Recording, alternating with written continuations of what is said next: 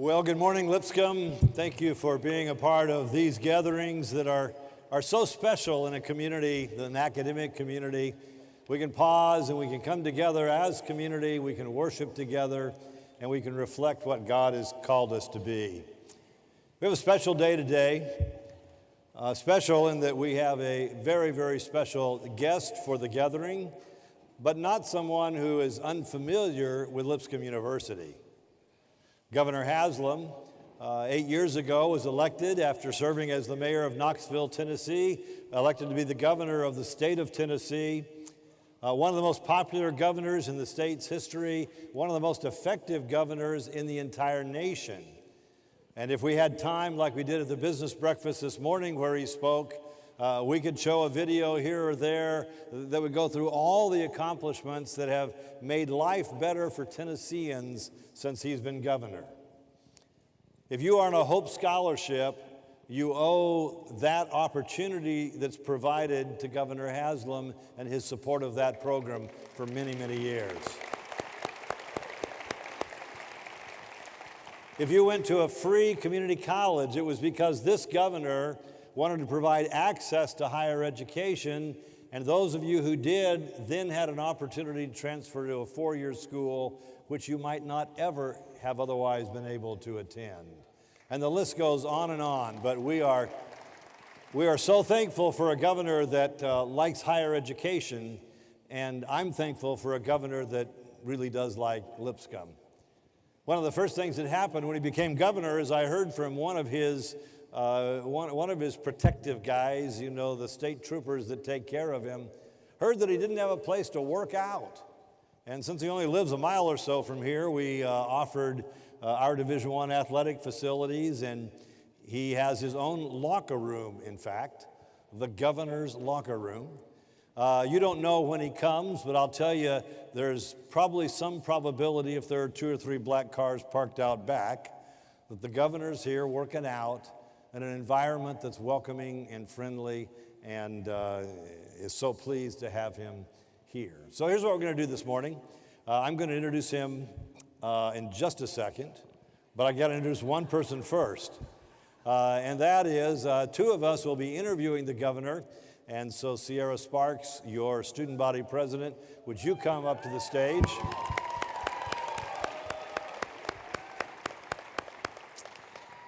And the governor is giving 6 presentations today. 5 of them are speeches. 1 of them is a conversation. That's here.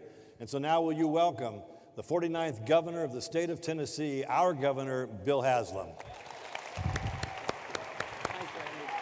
Thank you. Appreciate it. You care where you go? Give me. Thanks. No, you're there. Well, we don't have a long time, but Governor, it's so good to have you on campus again. It is good to be here, and I do want, before we talk about this, it has really been a privilege for me to be associated with Lipscomb. As Dr. Lowry said, I come and work out here, which has been interesting. I realized quickly, like, how fast things go. I'll be working out, and I'll see, like, the track team come in. I'll say, hey, where's that guy that's a hurdler that I met? And I realized, oh, that was 6 years ago. That guy's like 27 now and gone. So also walked in one Saturday morning, and there was nobody in there working out, and got there, and it's kind of nice to be all by myself. And this one guy walks in, and I can see him talking on the cell phone. He says, no, man, come on down, I swear. It's just me and this one really old dude, so come on down. So the really old dude, thanks for being here. Yeah. And this is an exciting time in your time being governor. Exciting not because it's over, but exciting because you can pause a little bit and be thankful for the 8 years you've had. We'll talk about that in just a moment, but if I can have your permission, I want to go back to a different time in your life. Obviously, you were mayor of Knoxville for 8 years. You're a very, very successful business person. You've got a wonderful family. And so one could, if they just took that picture of your life, well, you know, maybe conclude that everything's been almost perfect. But there was a day when you were a small boy, and you got some horrific news, and that has also framed your life. Can you tell us about it? Yeah, so I'm a junior in high school. I'm in math class. The school guidance counselor knocks on the door and says, I need to see Bill Haslam. And, my first thought is I'm in trouble, but she says, hey, you need to go home. Something bad has happened. And as I'm driving, our home was kind of on a windy road. I'm driving on a windy road, and I see an ambulance coming out of our driveway. And I get home and find that my mother, who's a very young 42-year-old, has laid down to take a nap and had a heart attack and didn't wake up, and had passed away at 42. Like I said, I'm 16, that age when you think you're kind of bulletproof, and you find out really quick that you're not. And so everybody in this audience has had difficult moments, and they're even tougher in those years. What'd you turn to, and where'd you find help? Part of my story is that that was December 5th of 1974. 3 weeks before that, I had been to a Young Life camp. Maybe some of you all have had some association with Young Life, but was at a camp up in North Carolina, and really for the first time that I can remember, clearly heard the gospel. And I have no idea who the speaker was. I have no idea really what his message was, except I do remember one thing he said, which was, Jesus his claims are too bold, and what he's saying is too important to not decide about. So you might decide he's who he is and you'll follow him, or that he's who he is, but you're still not going to follow him, or he was a lunatic, or whatever. But you need to decide what you think about this person, Jesus. And I remember, sitting on the steps of the gymnasium there, deciding that as best I knew how at that point, that I would follow Jesus. And so that all is followed 3 weeks later by, the shock of my mom passing away. Now, kind of following with that, you're talking about how Young Life just really inspired you and just wanted you to want more. Now, you're talking to college students right here, and 9 out of 10 of them would say that they're not just looking for a job, but they're looking for a job that they're passionate about, something that they can follow Jesus' calling in their everyday life.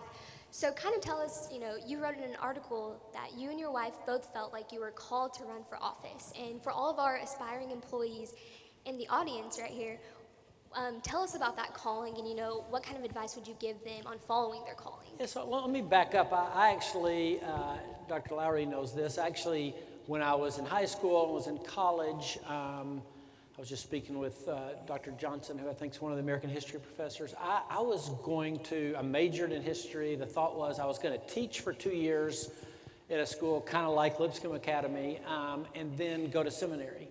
And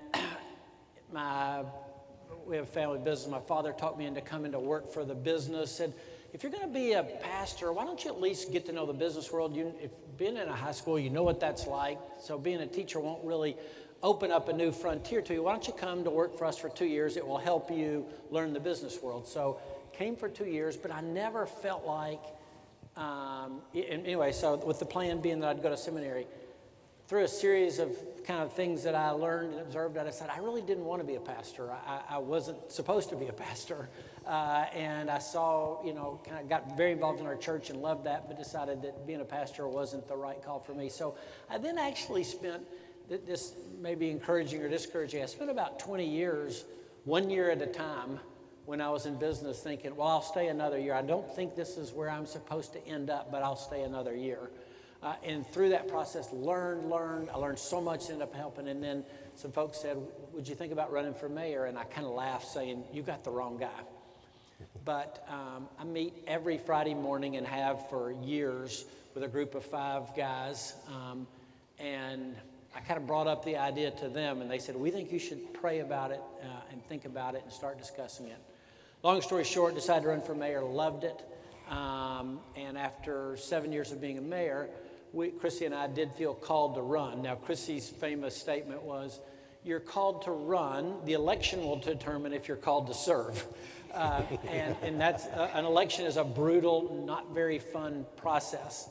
But through that, we learned and gained, and now I really do feel like this is this has felt like home in the sense of this is kind of part of what God made me for with these years that he's allowed me to be in this office. That's wonderful. So when you were discouraged during any point of your election, what was something that kind of helped you get through that process? A couple things. Number one, I mean, one of the benefits of believing in a God who calls you is believing that when you're on a hard road, reminding yourself that you are called. So I don't know what you'll end up doing a whole lot of different things, and there will be some times that aren't fun, and sometimes you think this is miserable. It's just literally left foot, right foot, breathe to keep going. And in those times, it really helps if you think, I really actually do feel called. Now, you might say, I don't think I'm called to do this job forever, but hopefully you do have a sense of that you've been listening and obeying, and it's led you to that point, and that's where you are now, and so you should be obedient to the call in that moment, even if you're thinking, I don't think I'm going to be a fill in the blank forever. So, Governor, you've mentioned your wife, Chrissy, and she served so well as the First Lady of our state. She's had her own agenda of things to accomplish. She's been the hospitable, welcoming person, and she's been at your side all of this journey. It started at a private school, a little bit larger than this in the South. Tell us about that. Chrissy and I met the very first day. We went to a school just about this size now with what you've grown to. Met the very first day at like student orientation where you sign up for groups, and I immediately liked her. Feeling wasn't exactly mutual. Well, in fact, Governor, she kind of thought you were a nerd. Is that right? No, she thought I was a little bit of a nerd and a little bit of a hillbilly. Okay, I'm from East Tennessee. Nice word for redneck. You know, she thought. But I liked her immediately, kind of pursued her for a while. She was a lot more popular than I was, I'll put it that way. So much so that when we finally decided to have that conversation junior year where we decided we would date, I said, now, she had a hometown boyfriend the whole time. I said, now, you know that this means you'll have to break up with your boyfriend. And she looked at me as innocent as could be and says, both of them? So anyway, we met, dated for another couple of years, got married a year out of college. And it is, you know this because you and Mrs. Lowry this way, having a partner in an adventure is a wonderful thing. And it really is. Chrissy has done all of this with me. She says, I've done it all. I've been in all 95 counties. I've done everything you've done. I just had to do it in heels, so it's a lot harder. But you also have, and a little bit like Rhonda does with you, in this job, you talk a lot. And so one of the hazards, if you're the spouse of the candidate during a campaign day, you might give the same talk 8 times. And you speak to 8 different groups. And so if you're talking to the Architects Association, it's different than if you're talking to the accountants.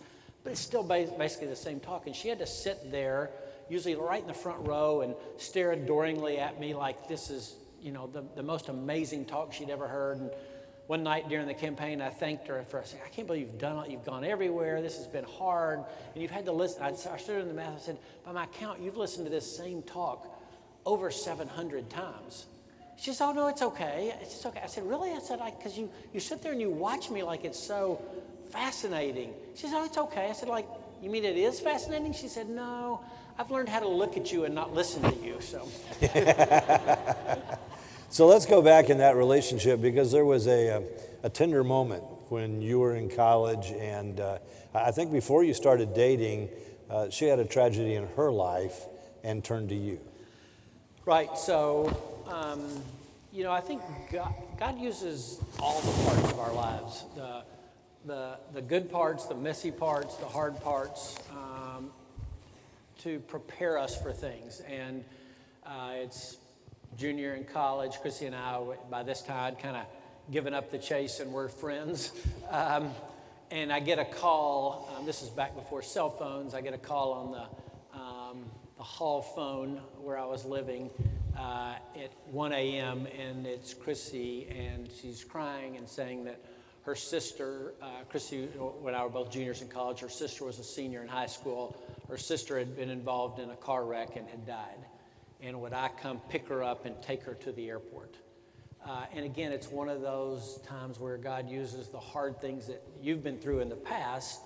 And I asked her later, I said, why did you call me? And she said, well, number one, I knew that you really did believe what you talk about. And then number two, I knew you had been through this.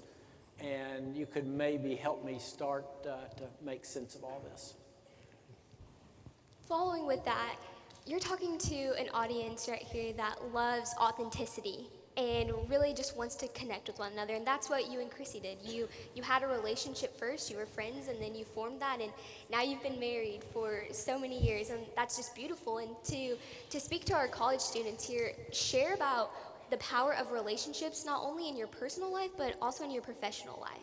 Yeah, so that's a great question, by the way. Let me just say this is kind of, if you don't remember anything I say, I do this.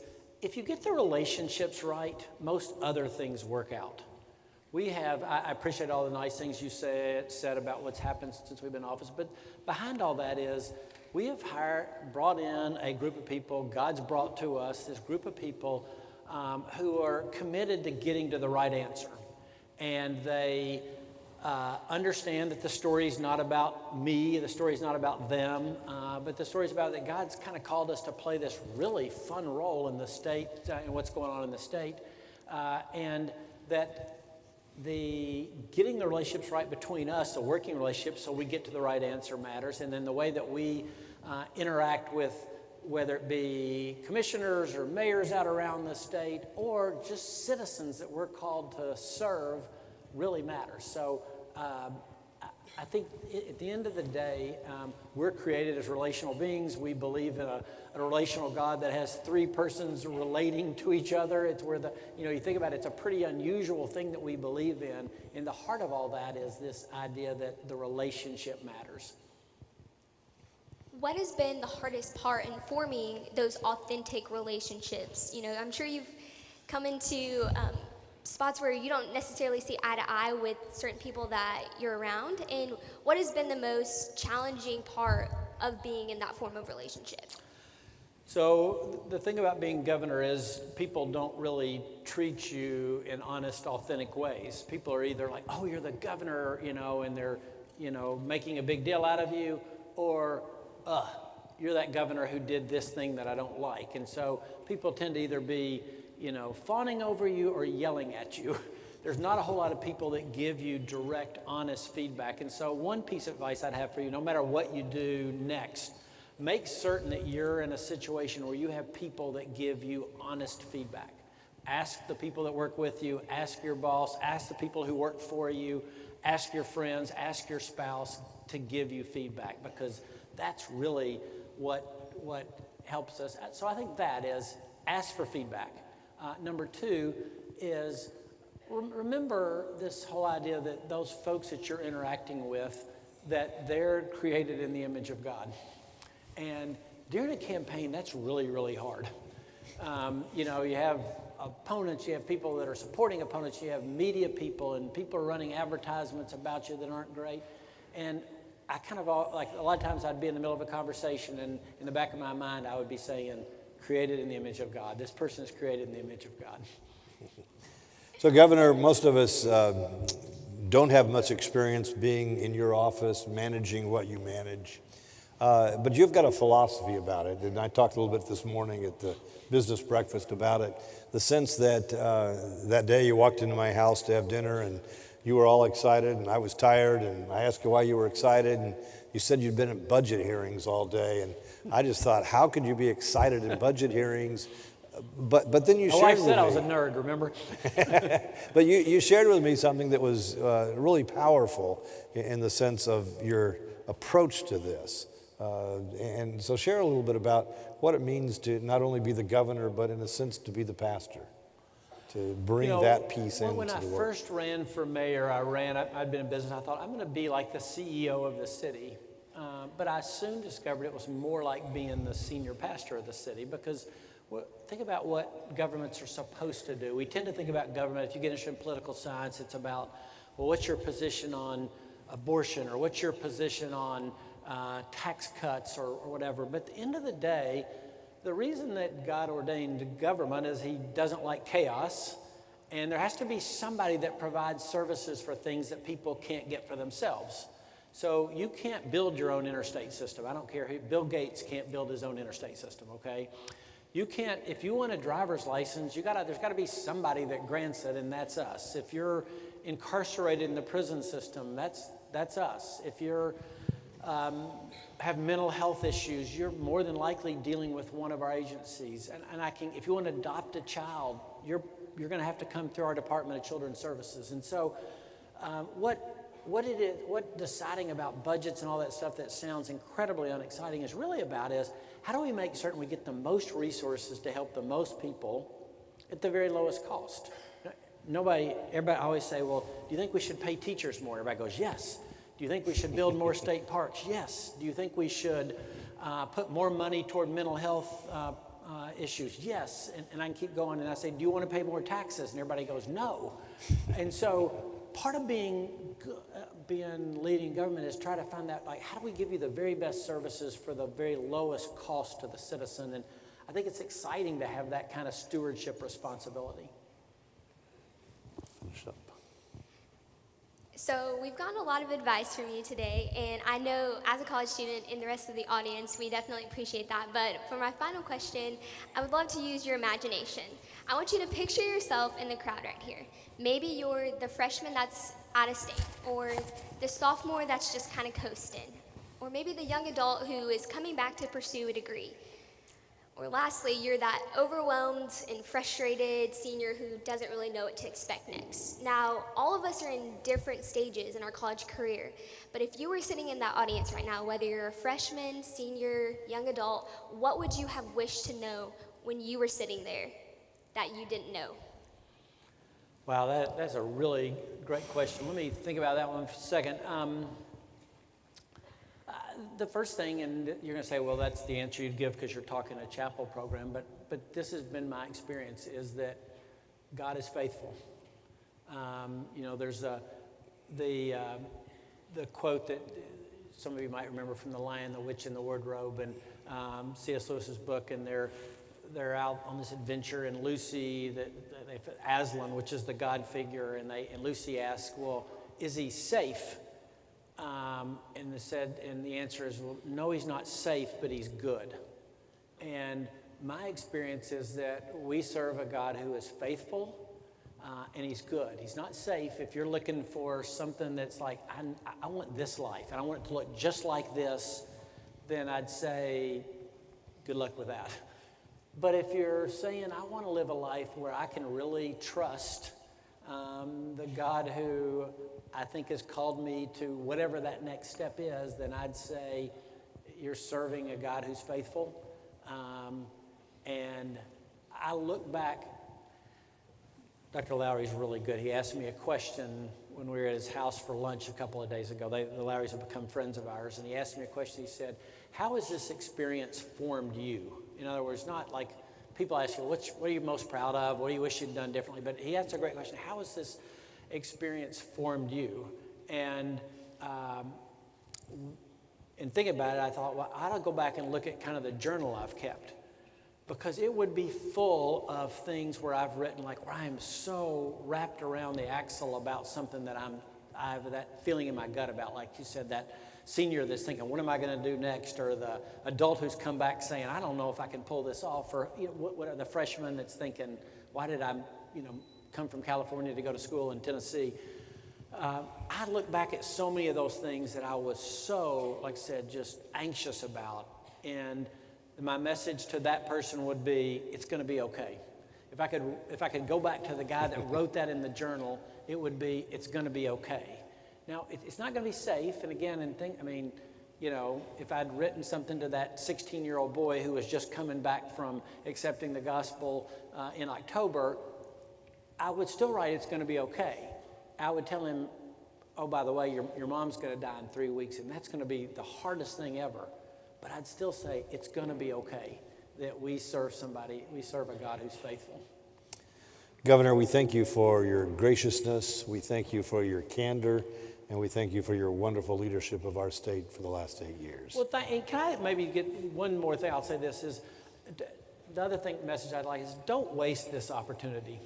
You're at a great school with a wonderful culture, a great history, and a great purpose and mission to it. And I know, well, that's just what adults say, but this is an extraordinary opportunity that you have that most of the world would die for. To be at a place like this, to have this kind of opportunity to explore and learn and to grow. And I love the fact that, you know, you have this gathering to help folks as they keep that maturing process until what the Bible says, until Christ is formed in you. And I hope you'll use these years at Lipscomb to speed along that process of Christ being formed in you. We have a couple of presentations we'd like to make with you, to you, and a couple of people will help us do that. Your questions are great, by the way. You could have, this could be your, if you're wondering what to do, this could be your future. Oh, good. Governor Haslam, my name is Jack Weber, and this is Brecken Horton. We serve alongside Sierra on Lipscomb Student Government Association, and on behalf of the student body, we just wanted to give you and your wife a present for coming out, some Lipscomb merchandise. Thank you. We know you're a strong supporter of UT, but we figured if you ever want to go unnoticed around town, you can just throw on some Lipscomb gear. Perfect. It'll confuse people a little bit. Perfect. I'm Garrison. I just want to say we've got a lot of great things going on in our athletics right now. Our men's soccer team just knocked off number 10 Louisville. Our Saw that. women's soccer team's doing great, volleyball, everybody. And then our team winning the championship last year in the ASUN and making it to the tournament for the first time. We wanted to give you these as our appreciation. They're season tickets. Awesome. And hope you can give us your support. Perfect. All right. Perfect. Thanks, guys.